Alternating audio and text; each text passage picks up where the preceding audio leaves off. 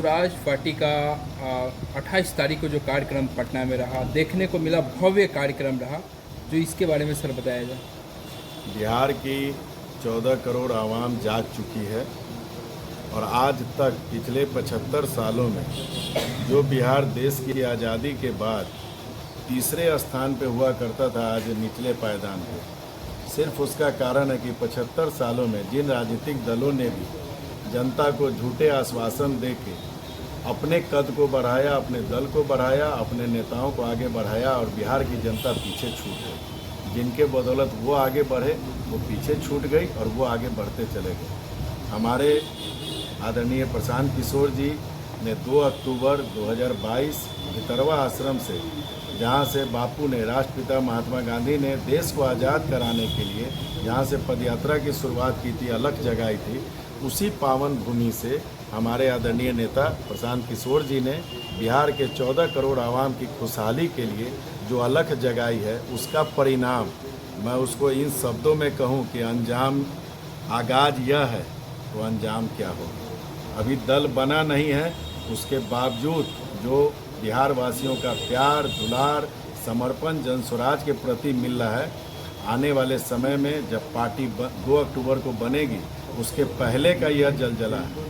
आगे क्या क्या होगा तो आप सभी लोग देखेंगे। लगातार सर देखा जा रहा है कि अन्य पार्टियों को छोड़कर जनसुराज का लोग दामन थाम रहे हैं, इसका क्या प्रभाव है लोगों के ऊपर? आप इसी से अंदाज़ा लगा सकते हैं कि जिन दलों में चूँकि जनसुराज के पहले जो भी बिहारवासी थे, किसी न किसी दल से जुड़े हुए थे, लेकिन इसका मतलब है कि वो जिस दल से भी जुड़े हुए थे, वो इस मजबूरी में जुड़े हुए थे कि आपसे नाराज़गी है तो चलो इसका साथ दे देते, इससे नाराज़गी है तो चलो इसका साथ दे देते। ऑप्शन नहीं था, विकल्प नहीं था, ईमानदार नेतृत्व की कमी थी।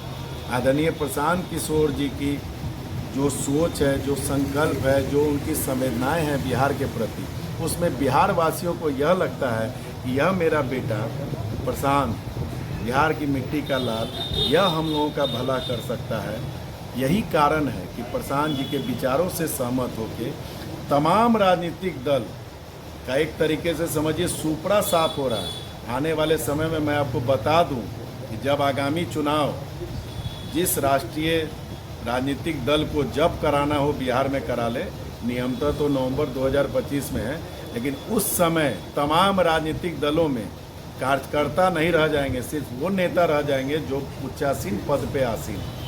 क्या सर 2025 चुनाव में जनसुराज पार्टी अपनी उम्मीदवारी पेश करेगी बिहार में? 243 सीट पर हमारे प्रणेता आदरणीय प्रशांत किशोर जी ने आप तमाम मीडिया बंधुओं के सामने इस बात को एक बार नहीं अनेकों बार कहा है कि 243 सीट पे।